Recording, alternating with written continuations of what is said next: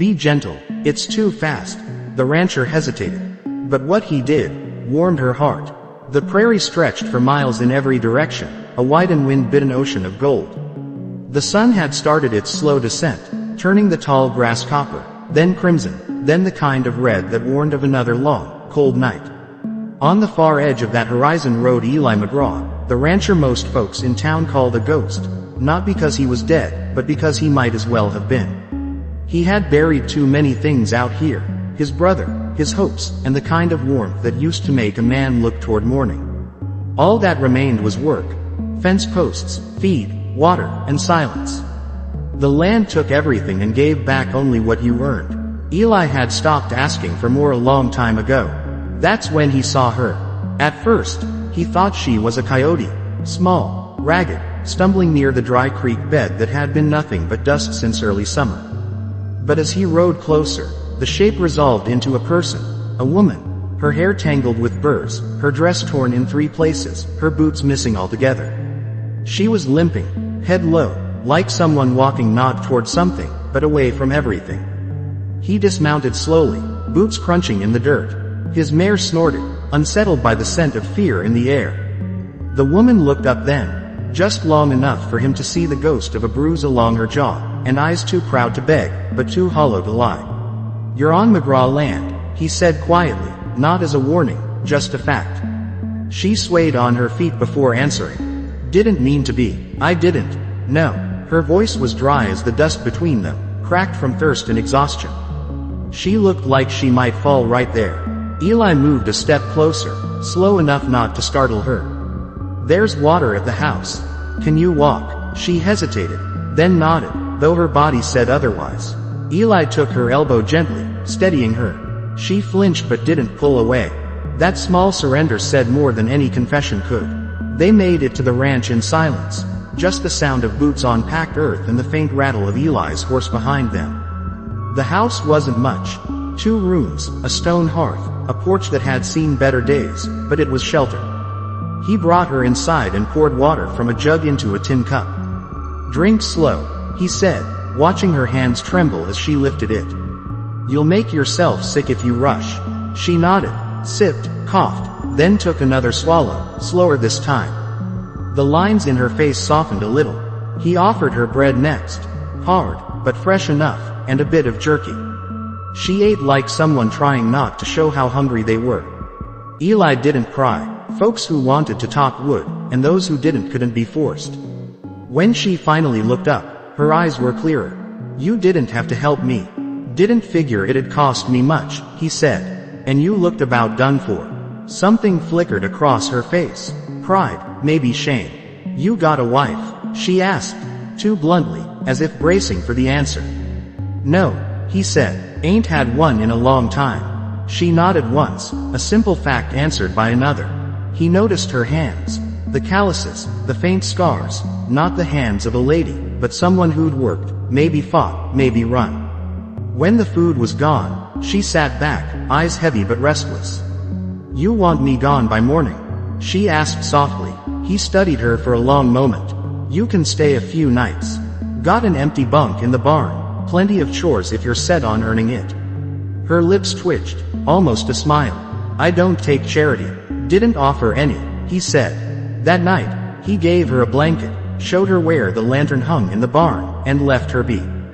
But as he sat by his hearth later, the sound of the wind through the slats carried something else, a quiet, muffled sob. He stared into the fire until it burned low, not sure whether to go out there or let her keep her ghosts to herself. In the end, he stayed seated. Some wounds needed air before they could bear witness. By morning, she was already working. Eli stepped out onto the porch and found her trying to lift a water bucket nearly her size. She was smaller than he'd thought in daylight, her face pale but clean now, her hair tied back with a piece of twine. She noticed him watching and straightened.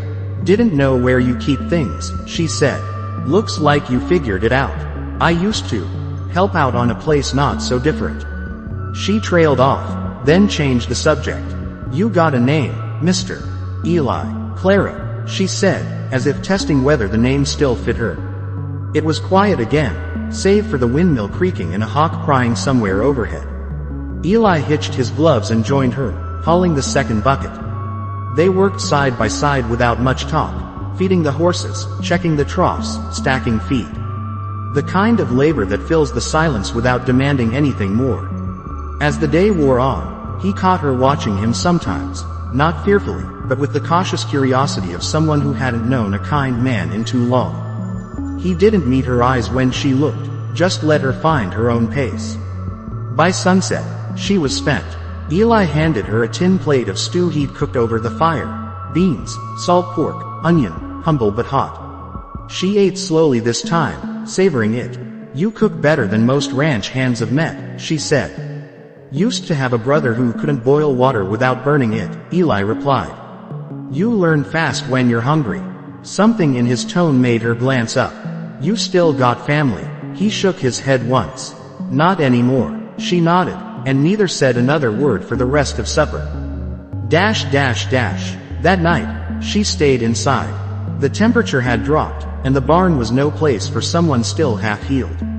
Eli set up a cot near the hearth and turned away while she settled under the blanket. He took the chair, boots still on, rifle across his lap more out of habit than worry. "Why are you helping me?"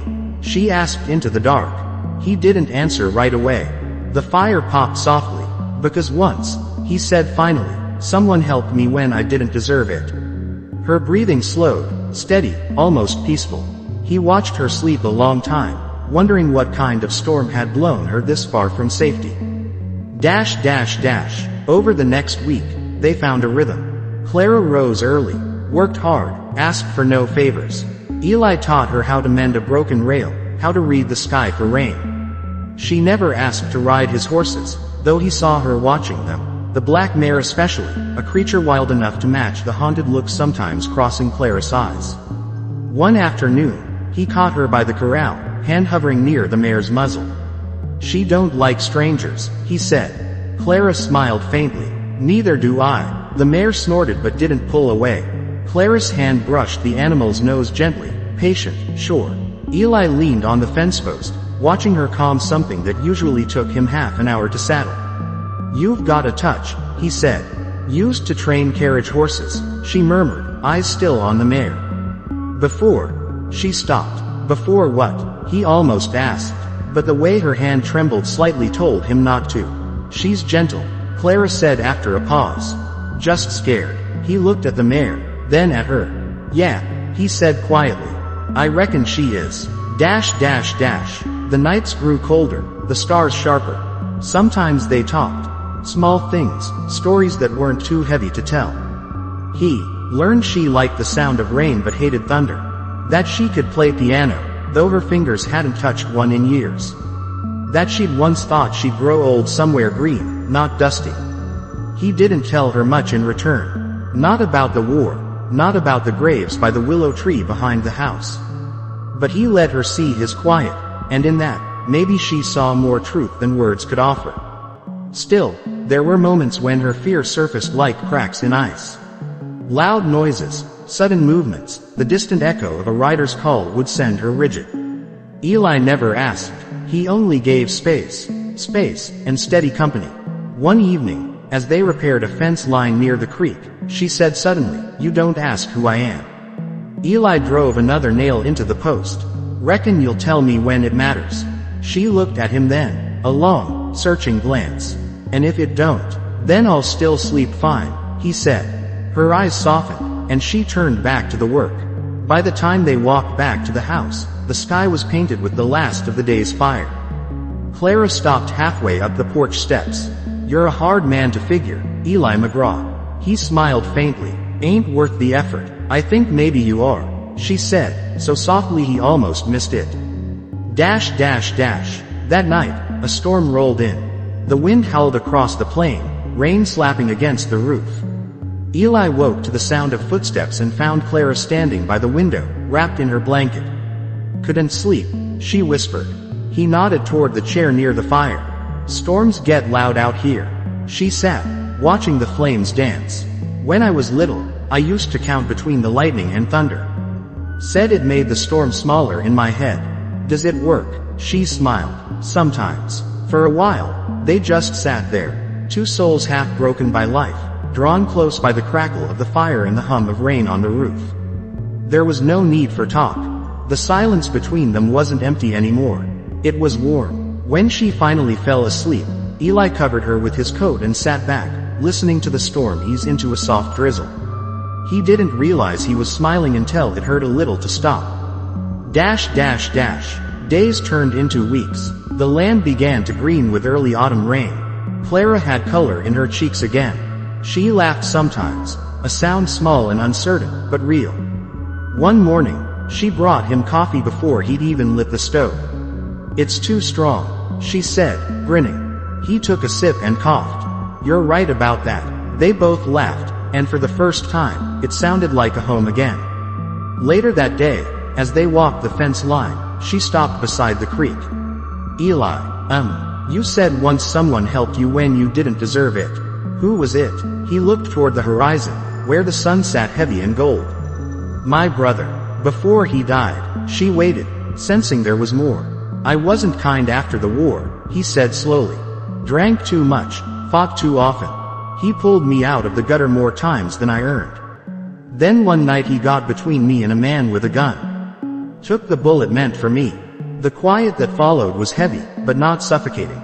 Clara reached out, touched his sleeve lightly. "And you've been making up for it ever since." He gave a small shrug. "Maybe. Or maybe I just don't know how to stop trying." Their eyes met. Two stories written in pain and perseverance, and for a breath, the world felt still. That evening, the sun melted into the plains, turning everything to amber.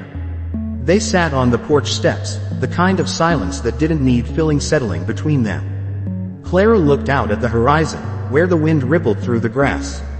"I never thought I'd find peace again," she said quietly. "You haven't," Eli said, voice low. "Not yet, but you're on the road to it." She looked at him then, and there was something fragile but alive in her gaze, something like trust, maybe even hope. The wind shifted, carrying the faint scent of rain. Eli stood, offered her his hand. "Come on, storm's coming again. Let's get inside." She took his hand, hesitant, trembling, but didn't let go right away. For the first time in years, Eli McGraw felt the world slow down. The land, the sky, the ghosts, all of it faded beneath the simple truth of that moment, that kindness, once given, could be the start of healing. And though neither spoke it aloud, both knew that something had begun that evening, something too delicate to name yet too powerful to deny. The prairie wind sighed, carrying the scent of rain and the promise of something gentler than either of them had ever known. The storm that night rolled in slow and heavy, as if the sky itself had been holding its breath for weeks. Eli and Clara worked side by side to bar the shutters, their hands brushing once, quick as lightning, and then pulling apart again like neither knew what to do with the spark that passed between them. Inside, the wind moaned through the chimney. Clara sat near the fire, her blanket around her shoulders. She had been quiet since sunset. The rhythm they had built over the last weeks, work, eat, rest, repeat, was something she had started to trust. But that kind of quiet never lasted long in her world. "Eli," she said softly, eyes fixed on the flames. "You ever think maybe some people don't get to start over? That maybe the past just keeps following till it runs you down?" He turned from the window where he'd been watching the rain. "You're thinking about whoever hurt you," he said. She didn't answer. Instead, she reached up, tracing a small scar at her collarbone with 2 fingers. "He's not a man who lets things go." Eli came closer, the firelight catching the lines of his face. Worn, steady, carved by years of sun and solitude. "If he comes here, he'll find out I don't either." Her eyes lifted to meet his. There was fear in them, but something else too, relief, maybe, at not being alone anymore. By morning, the storm had passed. The world smelled of wet earth and cedar smoke. Clara stepped outside, breathing deep, feeling lighter than she had in months. The sun broke through the clouds like a promise. Eli was already at the corral, checking the horses. He looked up when she approached, his hat pulled low. "Fence held through the night," he said. "Good," she replied, tucking a loose strand of hair behind her ear. "Maybe things are finally turning." But the way Eli's eyes drifted toward the road told her he didn't believe in luck. Neither did she. It was 3 days later when the peace broke. Eli was in the barn, sharpening the scythe, when he heard the distant thunder of hoofs. At first he thought it might be a stray Mustang running free. But the rhythm was too steady, too deliberate. Riders. He stepped outside, scanning the horizon. The dust trail rising from the east told him enough. One rider, maybe two, heading straight for the ranch. Clara came running from the house, her face gone pale. He's found me. Eli's jaw tightened. You sure? She nodded once, eyes fixed on that line of dust. I know the sound of that horse.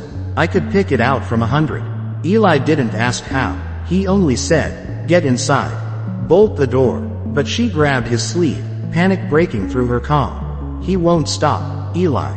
You don't understand. He'll kill you just to prove he still owns me. He placed a hand over hers, steady and firm. You're not his to own. Something in the way he said it, the quiet certainty, the finality, stopped her from arguing. She ran inside, while he stood watching the road, the weight of his rifle familiar in his hands. The rider came into view by mid-afternoon. A tall man in a black duster, his hat pulled low, the silver of a revolver flashing at his hip. He rode with the arrogance of someone who thought the world would part before him. When he reined up at the gate, Eli was waiting. Afternoon, Eli called, his tone calm. The man dismounted slowly. Afternoon, he said, his smile thin and sharp. Name's Garth. I'm looking for a woman came through here some weeks back. Pretty thing. Brown hair. Answers to Clara. Eli didn't move. Don't know anyone by that name. Garth's eyes narrowed. You sure about that? Word in town said a rancher out this way took in a stray. And there ain't but one ranch for 50 miles.